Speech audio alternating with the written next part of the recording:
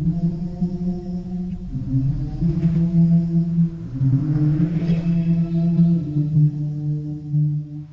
عليكم ورحمة الله وبركاته. الحمد لله وكفى وسلام على عباده الذين اصطفى أما بعد. رجب کے مہینہ میں اللہ تعالیٰ کے نبی کو اللہ تعالیٰ نے اپنے پاس بلایا، جس کو ہم معراج کہتے ہیں، شب معراج، لیلۃ المعراج، اور اس کے لیے اہتمام بھی کیا جاتا ہے عبادات کا، خیرات کا۔ یہ اللہ تعالیٰ کی بہت بڑی قدرت میں سے ایک چھوٹا سا نمونہ تھا کہ 3 کپڑوں میں اٹھایا اور سارے خلا کے پردوں کو چاک کروا کے 7 آسمان کے دروازے کھلوا کر سدرۃ المنتہا پہ جبریل کی بھی بس ہو گئی کہ اس کے آگے اتنا بھی اوپر گیا تو جل کے راکھ ہو جاؤں گا، تو اس سے اوپر آپ تشریف لے گئے، اور پھر عرش خوشی سے جھوم اٹھا، اہتز عرش الرحمن، عرش خوشی سے یوں جھوم رہا، خوشی میں انسان بے خود ہو کر جھومنے لگ جاتا ہے۔ تو کہ اللہ کا عرش جھومنے لگا آپ کی آمد پر، اور پہلی ہستی ہیں جن کا قدم اللہ کے عرش پر پڑا، اور اللہ تعالیٰ اور اللہ کے محبوب کے درمیان جتنے نور کے پردے تھے اللہ نے سب ہٹا دیے، اور السلام علیک ایھا النبی ورحمۃ اللہ وبرکاتہ۔ اللہ تعالیٰ نے ایسا خوبصورت سلام پیش کیا، تو اللہ کے نبی پہ قربان جاؤں، انہوں نے اپنی امت کو بھی شریک کر لیا، السلام علینا وعلی عباد اللہ الصالحین۔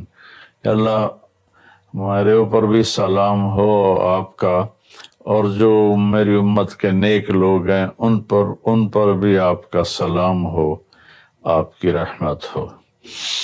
تو معراج کا واقعہ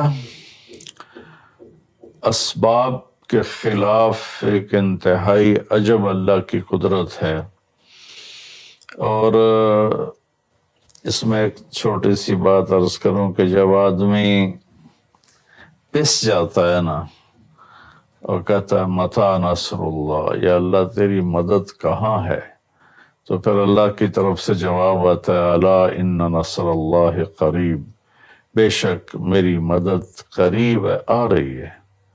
یہ واقعہ طائف کے بعد پیش آیا ہے، جب آپ بے بس ہو گئے تھے، پتھر کھا کے شدید زخمی ہوئے، پھر آپ مکہ تشریف لائے تو باہر ٹھہر گئے، اندر آنے کی آپ کی سکت نہیں تھی، اور آپ نے زید بن حارثہ کو اخنس بن شریک کے پاس بھیجا کہ مجھے پناہ دو، میں مکہ میں داخل ہونا چاہتا ہوں، تو اس نے انکار کر دیا، کہا میں نہیں پناہ دیتا۔ پھر اپنے سہیل بن عمر کو پیغام بھیجا کہ مجھے پناہ دو، اس نے بھی انکار کر دیا۔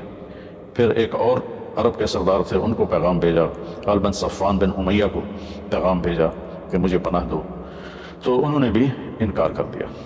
تو پھر آپ نے مطعم بن عدی کو پیغام بھیجا، ان کے بیٹے جبیر صحابی بنے، تو مطعم بن عدی کو پیغام بھیجا تو وہ اپنے بچوں کو لے کر باہر گیا، اور اللہ کے نبی کو اپنے بیٹوں کے ساتھ لے کر مکہ میں انٹر ہوا، حرم شریف میں آ کے اعلان کیا آج کے بعد محمد بن عبداللہ صلی اللہ علیہ وسلم میری پناہ میں ہے، انہیں کوئی ٹچ نہیں کر سکتا۔ ابو جہل نے کھڑے ہو کر کہا تم یہ اس کا کلمہ پڑھ کے کہہ رہے ہو یا اپنی سرداری کے زوم پر کہہ رہے ہو؟ اپنی سرداری کے بلبوتے پر۔ اور کہا نہیں، میں نے اس کا کلمہ نہیں پڑھا، جو اللہ نے مجھے اسٹیٹس دیا ہے اس کی وجہ سے کہہ رہا ہوں۔ کہ پھر ٹھیک ہے، ہم ان کو کبھی ٹچ نہیں کریں گے۔ اس قدر حال سنگین ہو گیا تھا، اور کبھی آسمان کے فرشتے نہیں روئے سوائے 2 جگہ۔ ایک دفعہ جب ابراہیم علیہ السلام نے حضرت اسماعیل کو الٹا لٹایا اور چھری ہاتھ میں اور سر کے بال ہاتھ میں اس طرح، اور یوں آسمان کو دیکھ کے کہا یا اللہ تم مجھ سے ناراض ہو گیا کہ میرے دل میں اسماعیل کی محبت آ گئی ہے۔ اس پر آسمان کے فرشتے زاروں قطار روئے تھے، اور ایک جب ہمارے نبی کو پتھر پڑے اور پڑھتے پڑھتے بے ہوش ہو کے گر گئے، اس وقت 7 آسمان کے فرشتے روئے تھے، اور پھر ملک الجبال حاضر ہوا، یا رسول اللہ اجازت ہو تو ان کو سے پیس کے سرما بنا کے رکھ دو، ان اطلق علیہم الاخشبین۔ آپ نے کہا نہیں، لعل اللہ ان یخرج من اصلابہ من یوحد اللہ، نہیں اللہ تعالیٰ نے کی نسل میں ایسے پیدا کرے گا جو اللہ کی توحید کو ماننے والے ہوں گے. اس تکلیف کے بعد یہ سفر ہوا کہ 27 رجب کو جبرائیل آئے. آسمان سج چکے ہیں اور ہماری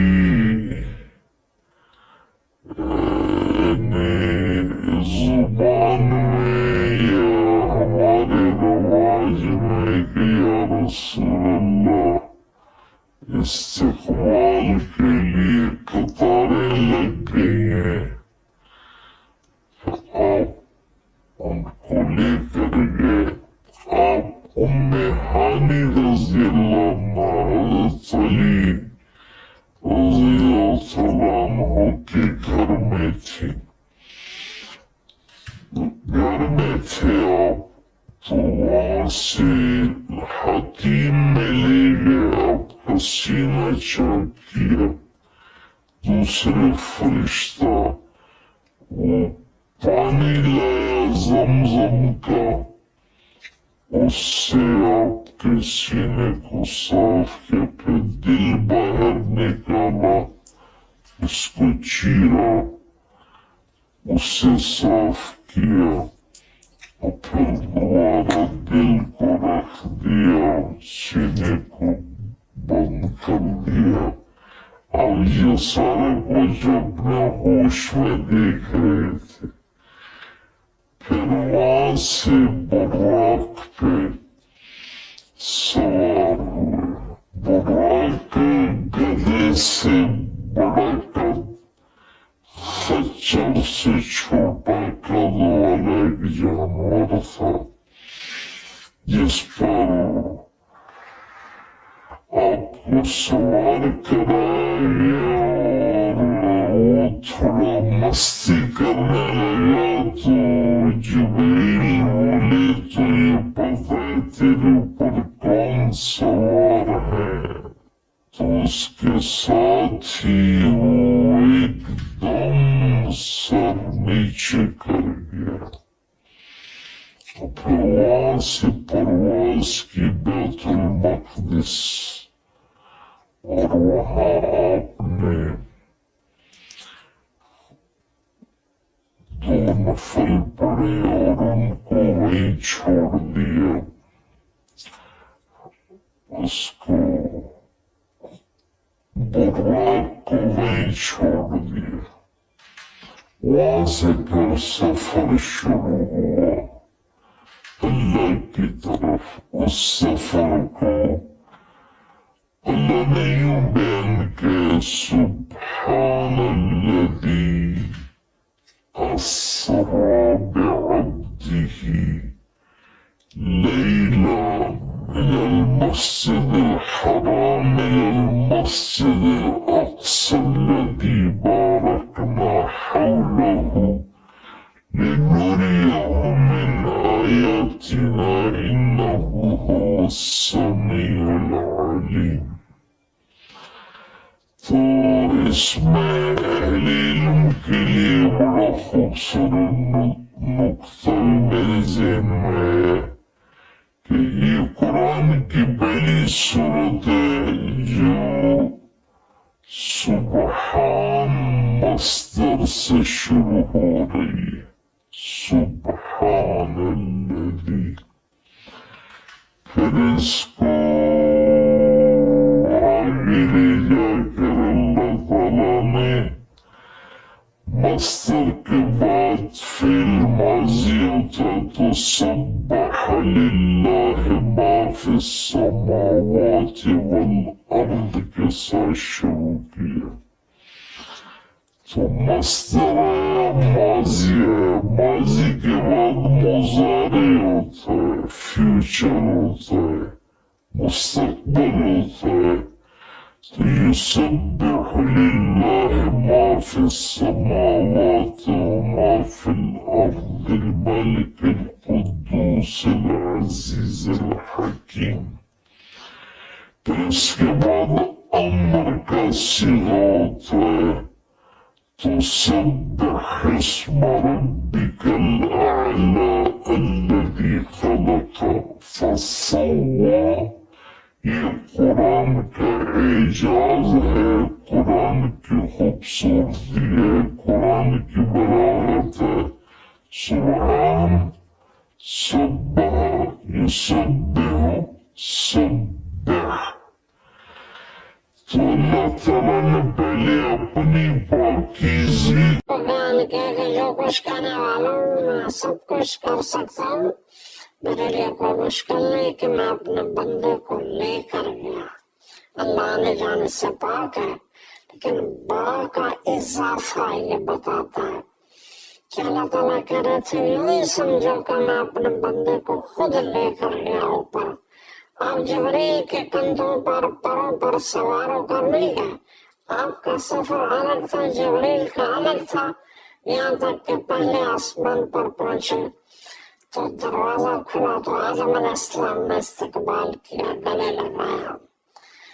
پھر اس سے اوپر گئے تو عیسیٰ علیہ السلام، یحییٰ علیہ السلام، زکریا علیہ السلام نے استقبال کیا اور سارے آسمان کے فرشتوں نے استقبال کیا. تو اس کے بعد تیسرے آسمان پر گئے تو یوسف علیہ السلام نے استقبال کیا اور سارے فرشتوں نے. تو چوتھے آسمان پر گئے تو یونس علیہ السلام نے اور باقی سارے فرشتوں نے. تو پھر پانچویں آسمان پر گئے تو ہارون علیہ السلام اور آسمان کے فرشتے. پھر چھوٹے آسمان پر گئے تو موسیٰ علیہ السلام اور موسیٰ علیہ السلام کے آسمان کے فرشتے. اس دن اللہ نے میراث سے میں نے پڑھا کہیں نہیں لیکن مجھے لگتا ہے کہ اس دن اللہ تعالیٰ نے سارے فرشتوں کی عبادت کی چھٹی کرا دی ہوگی اور فرمایا ہوگا بس میرے محبوب کا دیدار کرو، استقبال کرو، آج یہی تمہاری عبادت ہے. کیونکہ ہر فرشتہ بے قرار تھا کہ دیدار ہو جائے. پھر اب ساتویں آسمان پر گئے، وہاں ایک بیت اللہ تھا، وہاں ایک بزرگ سفید داڑھی والے یوں کر کے بیٹھے ہوئے تھے، یوں کر کے، اور لمبے ان کے بال تھے، لمبی داڑھی تھی. وہ نہیں اٹھے، وہ بیٹھے رہے. جب آپ قریب آئے تو وہ کھڑے ہوئے اور کہا میرا بیٹا آ گیا.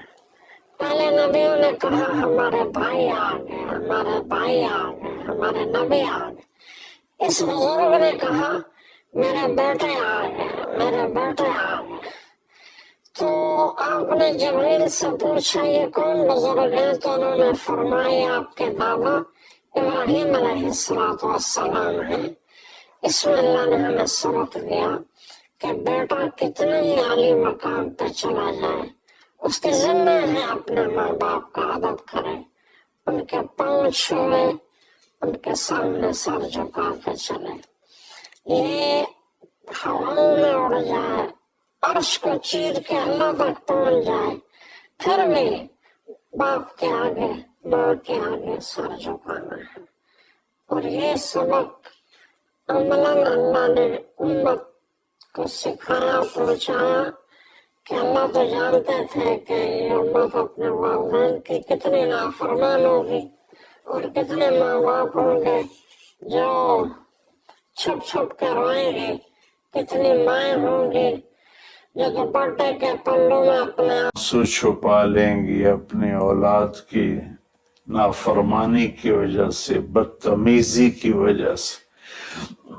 میرے نبی سے پوچھا گیا یا رسول اللہ قیامت کب آئے گی؟ تو آپ نے فرمایا اللہ کو پتا ہے.